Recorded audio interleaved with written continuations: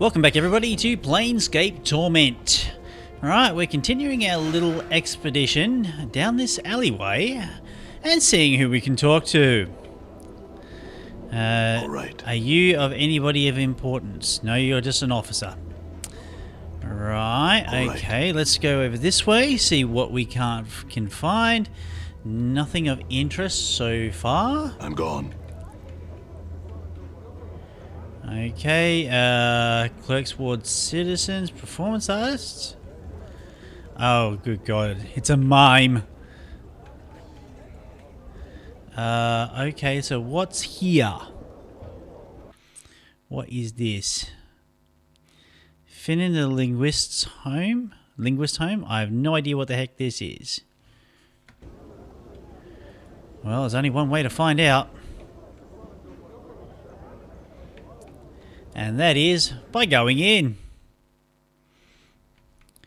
Right, it seems to be hurried up a bit standish. I can't stand to see a lazy servant. Okay, so curiosity shop. It's obviously a shop. This sharp-featured woman's appearance is attractive, though somewhat disturbing. Her blue-black skin and bright yellow eyes. As she examines you, a small pair of bat-like wings unfold from her back, then seem to settle back into her skin. Okay. Well, well, a floating, disembodied, provocative...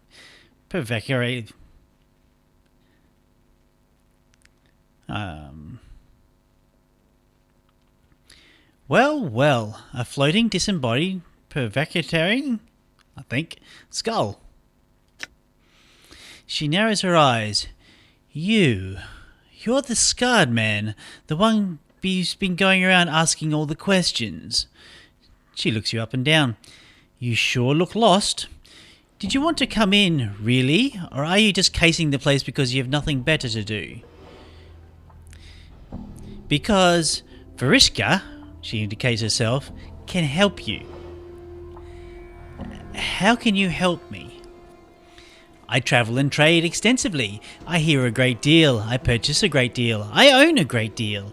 Perhaps I can make you a great deal. Is there anything that you desire? Perhaps. What are you selling? Would you care to examine the weapons and charms, or some of my more exotic acquisitions? Yeah, weapons and charms. Let's have a look. Hammer of community. Oh, man, I can't even pronounce that. Wow. Well, there's not much here. Dread Bond. What the hell is that? Special. Immunity to panic. Oh, that's interesting. +1 to strength. Usable only by fighters and living creatures. I could afford that, actually, and I'm going to buy it. Because I feel it's going to serve me some good. I'm not really sure if I want to sell the Scroll of Magic Missile or the other scrolls. I might want to keep that if I decide maybe I want to go and do some mage work. But, yeah. What's the spider... Okay, 25% resistance to all normal attacks. Well, that's really quite good. +10 to base hit points. -1 intelligence, -1 wisdom. Okay. Well, I think we. Oh, hang on. Can I identify that? No, I can't. Right. Let's have a look at the exotic items. Varishka smiles at you and looks at the various shelves in the middle of the shop. If you see nothing you like here, there are many more items towards the front and the back of the store as well. Let's have a look. Examine the fiend's tongue. You examine what appears to be a tongue floating in a jar of brine. Varishka frowns at it. This is a fiend's tongue. Korungans, I think, but who really knows? It is said that placed in the mouth of any living thing, gives the ability of speech, even if there were none before. I'm selling this oddity for only 66 coppers, if should you want it. Yeah, I'll take it. Yes, Vrishka pearls, a wise choice. The copper you pour into her hand seems to disappear the moment it touches her palm. She hands you the item. Please enjoy your newest acquisition. Let's have a look at the new exotics. The Gorgon Salve. You examine the bottle labeled as Gorgon Salve. Vrishka holds it up for you. I traded for this some sword-slinging prime welder. Perseus, I think his name was. Smeared onto the surface of any being turned to stone, it will revert them to flesh. Only 100 copper commons, a bargain considering how handy it might come should you ever find a friend of yours transmutated to rock. I'll take it. The metallic cube figurine. You examine a small metal replica of a cube-like creature with huge eyes on one of its faces. The toy has 2 legs, 2 arms, 2 folding wings, and at least 18 points of articulation. Vrishka smiles as you pick it up. A collector's item, perhaps, or a piece of artwork. Who knows? But I like it. If you do buy it, ask around for someone who might know more about it than I. You can only have it for 1,500 copper coins. No. Let's see the other things. That's way too expensive. Monster jug. You examine a plain-looking jug. Despite its common appearance, you feel reluctant to touch the thing, as if it might bite you. Vrishka watches you, chuckling, then shrugs. It's a jug. It's got some monster trapped in it. That's why your hair's prickling up like that. If you like it, it's only 123 copper. Yeah, I'll take it. I couldn't carry any more, so I had to drop it. Oh, okay. Farewell. Done. Right. Let's get one of my companions to pick that up. Right. No idea what that's going to be doing for me, but yeah. I'm going to just move some of these things around. Just to give myself a little bit more space when I start looting stuff. Finding a place to rest would actually be a real good idea. If such a place actually does exist in this area.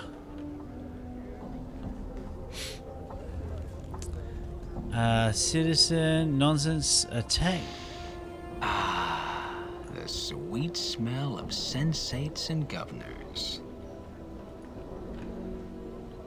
Hang on. It's a duel.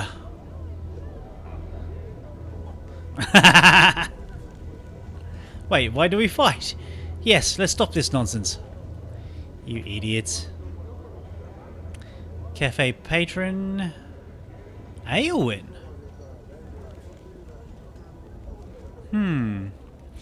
This tall, slender woman occasionally looks up from a cup of wine to scan the surrounding patrons and passers-by. Her facial features are elegantly exotic, and her eyes, a brilliant golden colour, catch the light and sparkling as she looks about. Greetings. She regards you carefully for a moment before replying. She speaks slowly and carefully, avoiding direct eye contact with you. I, Aylwin, return your greetings. Aylwin, your friend Namil is looking for you. Updated my journal. She begins to smile, but then covers her mouth with her hand and looks down at her drink. I, Aylwin, am most pleased to hear of Namil. Might I, Aylwin, persuade you to tell her of this place? Yes, I'll do that for you. Updated my journal. She looks at you directly, and just for the briefest of moments, before she casts her eyes back down to her drink, you sense your senses are awash with a warm, comfortable feeling, pure happiness. I, Aylwin, thank you. It's my pleasure. May I ask you about her, though? Aylwin nods slowly. The way she speaks and what her words do. How? I, Eowyn, can only say that we come from another place, another world. We are not like the people here. Those words, though, very feelings, even affect nothing directly. Go on. I, Eowyn, take the great care not to affect those around me too greatly. Namil, she is new here and cannot do so. It is something she must learn, should she choose to remain here much longer. But why? There are many reasons. I, Eowyn, feel it's not right to impose reality upon those without the ability to impose their own reality upon me, Eowyn. Is there anything that you cannot do by just simply speaking it? She frowns. A strange, unpleasant feeling rises in the pit of your stomach.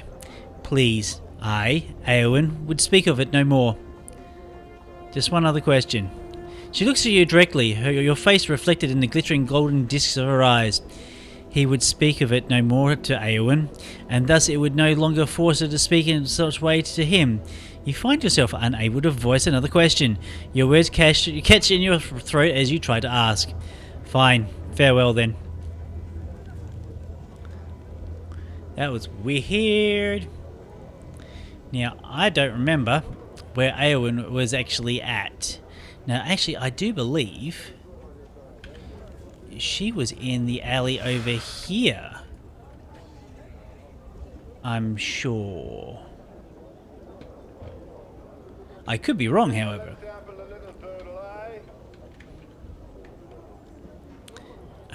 Patron, drunken mage, Namil.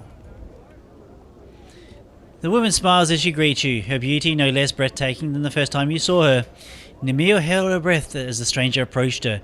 Had he found Eowyn? She wondered. I found Eowyn. She was looking for you too. Updated my journal. Namil's lips form a perfect smile. An infectious happiness radiates from her, clinging to you like sweet-smelling warmth. Namil was overjoyed to hear of her friend. Was Eowyn close by? She's at another cafe east of here, across this part of the ward. Namil thanked the man for his wondrous news.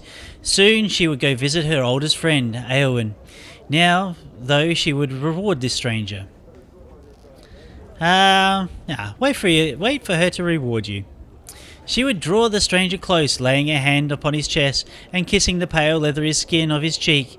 Life would flow into him, invigorating him. This, then, was to be his reward. Wait.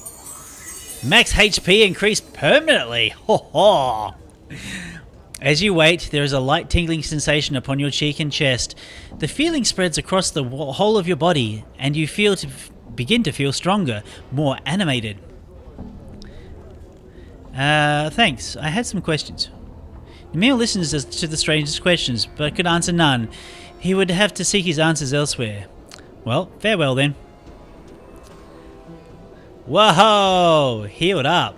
Now, if I could only get my companions to heal. I'm gone. I dare say we found some place to rest.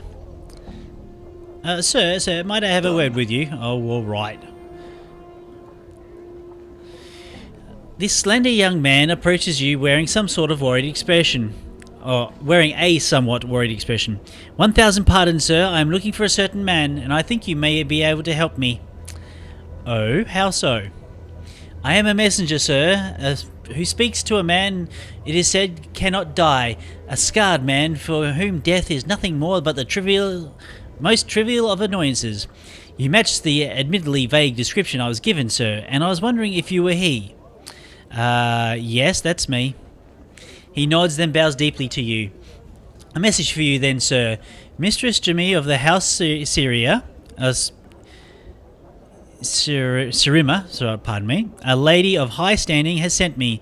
Mistress Jomli would like to meet you in the Civic Feast Hall, where she would make a proposal, which I know nothing, to you. Should you choose to seek her out, she wears a green silks trimmed with gold and has hair the colour of blue steel. That is the extent of my message, sir. Farewell. Yep, farewell. Updated my journal. I didn't really need to know where that was, but because I had actually... All right. Old Poet, Clerk's Ward... Eli Havelock. I'm gone. Let's speak with Eli.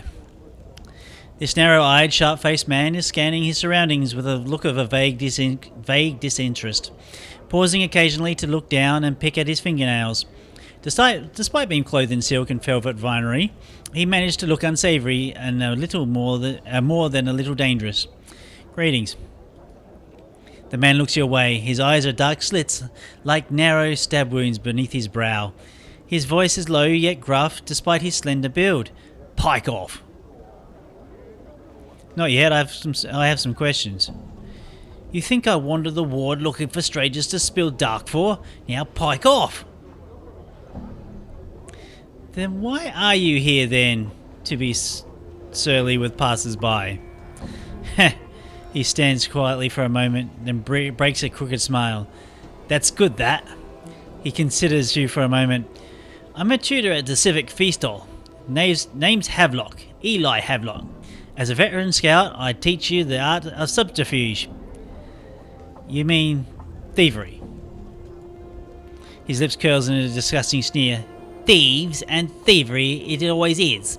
5 tours I spent as a reconnaissance operative in the War of Lies. Scout is my title. Scout. I teach the ways of stealth and spycraft, not common thievery. My apologies, I mean no offence. Could you train me? Eli frowned sourly. I don't know. I've had enough of teaching petty pickpockets and curious sensates for the time being. Almost to himself he mumbles. Not sure why I agreed to do it in the first place. What could I do to convince you otherwise? He purses his lips and looks skywards. Many things, I suppose. He looks at you straight in the eye. I'll keep it simple for you, though. Jink, you want the training? It'll cost you. I'll be a pinch in the lady's bottom before I train another Burke for free. How much? Eli shrugs. Hells, I don't know. 500 coppers ought to be reasonable. I am a veteran scout, you know. 5 tours in the War of Lies I served. There's a lot of experience to share.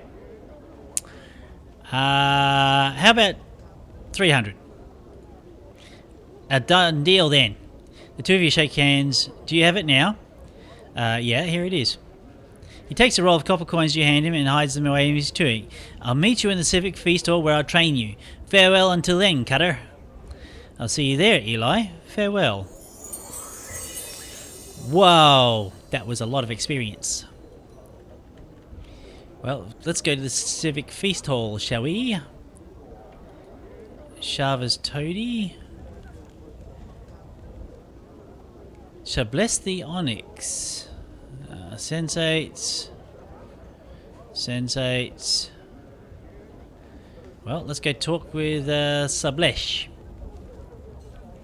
The tall, thin man, dressed in heavy crimson robes, has sharp, pinched features. He bows regally as you approach him. I am Salabesh, oft-called Salabesh the Onyx, future mage tutor for the Civic Feast Hall. You've with business with me, I take it. No, just some questions. What about, not the ward and the like, I hope.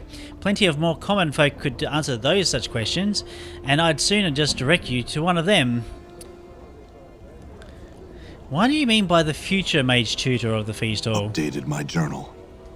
It's a prestigious position to be the official tutor of one of the Feast Hall's training chambers. It's my intention to one day take the position of the mage's tutor, but the title's currently in the possession of the Lady of Thorncombe. And if I can only somehow prove I'd be a superior tutor. I had another question. I am not surprised. Why are you called the Onyx? A long tale, which I'd shorten to save my breath.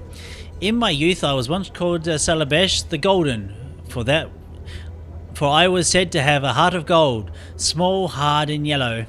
Well, I was cursed the fool who started that, so he'd only speak from his arse and defecate through his mouth.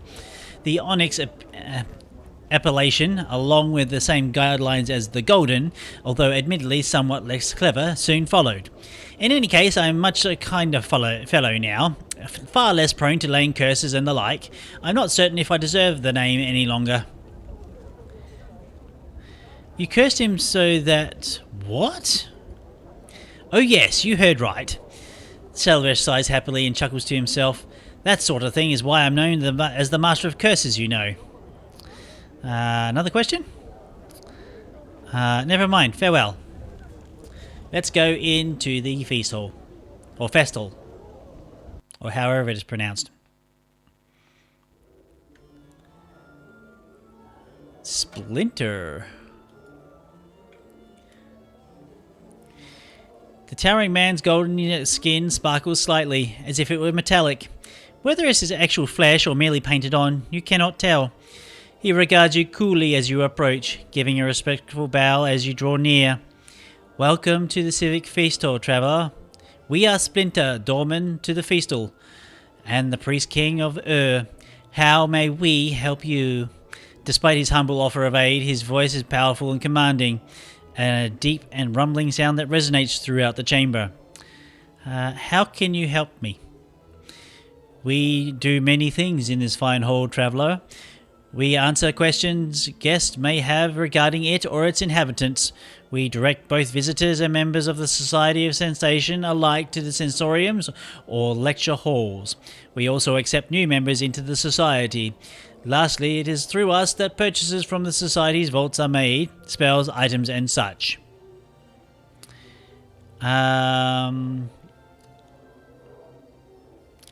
What lectures are there to attend?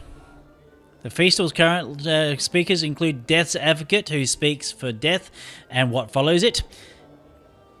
Gysis the Crooked, who speaks the Blood War and Three Planes Aligned, who speaks the power of alignment and belief. Assuming they are currently here and well, we would direct you to one of their lectures at any time. Well, I'm not really interested in the lectures right now. I have a question about something else. Is there somewhere I can rest here? Yes. There are lodgings within the feast hall, but only members of the Society of Sensation are permitted to use them. Should you wish to visit them, walk eastwards through the feast hall from here. You will eventually come to them. The click will allow sensates to their rooms. There are no other ways to get a room here? You must be a member of the Society of Sensation. Might I become a sensate then? In order to join the Society of Sensation, one must be willing and prepared to share their own experiences. 5 are required, 1 from each of the senses. Alternately, one may contribute a single experience that has been strong elements of all 5 senses. They must either be new sensations or improvements upon their current stock. Should we find them acceptable, we will place them into the Sensory Stones, and you, having becoming a sensate, will be taught the Sensory Touch. This will allow you to draw other wounds onto yourself, healing them by accepting their suffering. Actually, that's not really that bad, considering I can regenerate. A lot of my followers cannot. Alright, fine. I'm ready. I want to become a sensei. This is going to be a bad idea because I don't know anything about anybody else. But that is a pretty damn good perk. First, what smell or experience involving would you offer us? Actually, I'd like to contribute one experience that involves all 5 senses. I woke up, not knowing where I was, on a cold, bloody, slicked iron slab in the bowels of the mortuary, a place where only the dustmen or the corpses of their care have seen. Go on. My entire body reeked of embalming fluid, not even the smell that was enough to match the coppery scent of gore around me. Dozens of bodies lie on countless bloody slabs like the one I rose from, all in the process of being gutted, flayed, and the like by nightmarish clockwork devices for reasons unknown.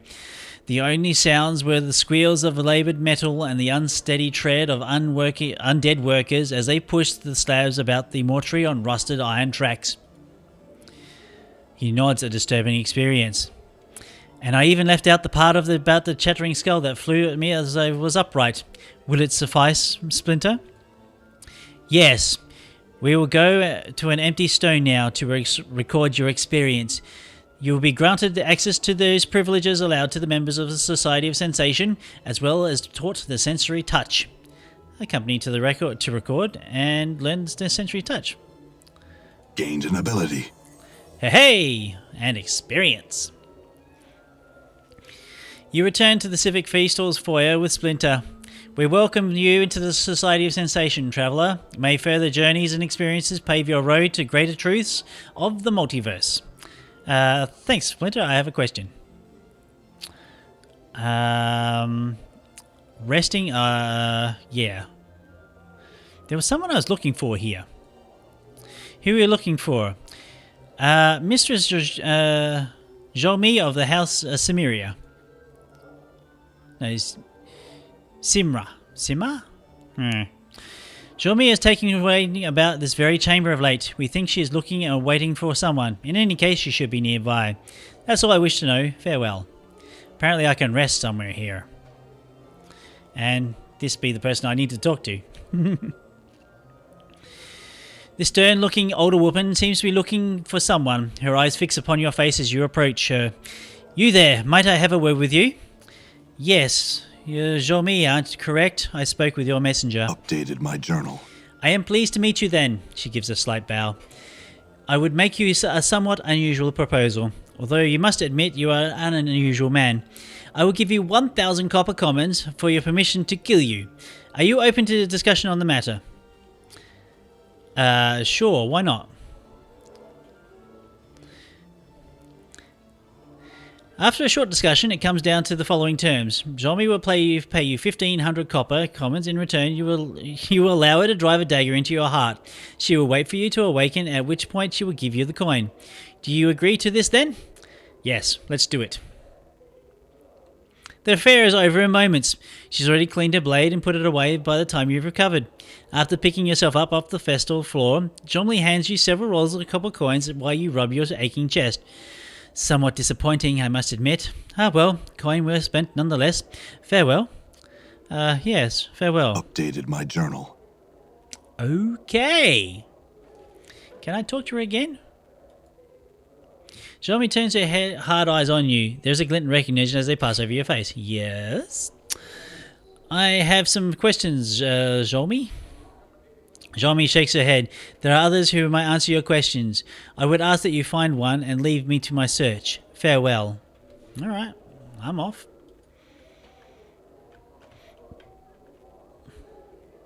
Now. Oh, good. There is a map to this place. That's the foyer. That's the back to the clerk's ward. I wish to find somewhere to rest. That is probably not it. Throne is old in the building. Blah, blah, blah, blah. Done.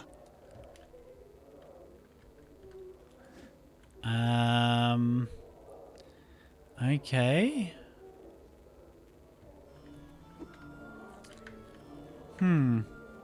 Well, Montague. Let's talk to Montague. Why not? This handsome young man seems lost in thought, his brow furrowed and a slight frown upon his lips. Greetings. And to thee, Sir Hale. What dost thou wish of me? I have some questions. Yes. Who are you? I am named Montague, Factorium of the Sensates. Factotum? Yeah, verily, sir, a member, if thou like.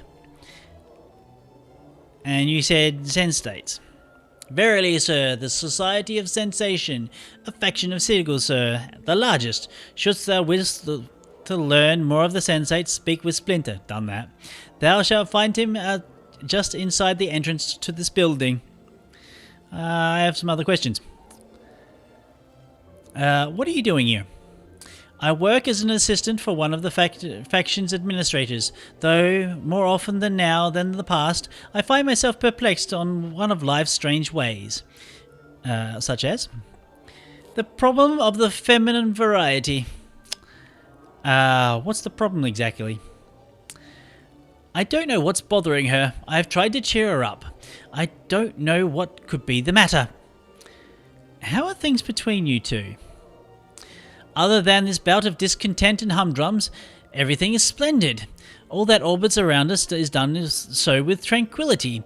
Our families are more happy than satisfied with our potential union, and her siblings love me. There is nothing wrong. Perhaps the problem No problems. How dost thou mean, and no problems are problems? 'Tis my desire that thou speak plainly, sir. Perhaps you want a little spice in more spice in your relationship. How wouldst thou know what she wishes? She becomes heated. We love unconditionally, with all of the sorrowed or poisonous wrappings that seem to unfold all in young love. I call thee out, sir. I call thee a reckonate knave and a fool.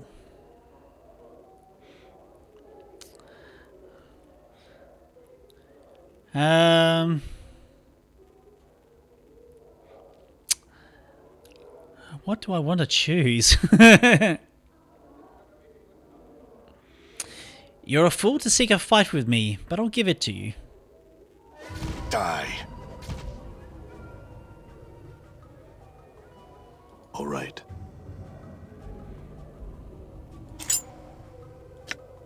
Can I raise him from the dead? No. Right. Select spell. No, it's an ability. Special ability. Sensory touch. Raise dead. No, I can't. I just killed a man. Oh well. His bride be free now, I suppose. I'm gone. Whoops.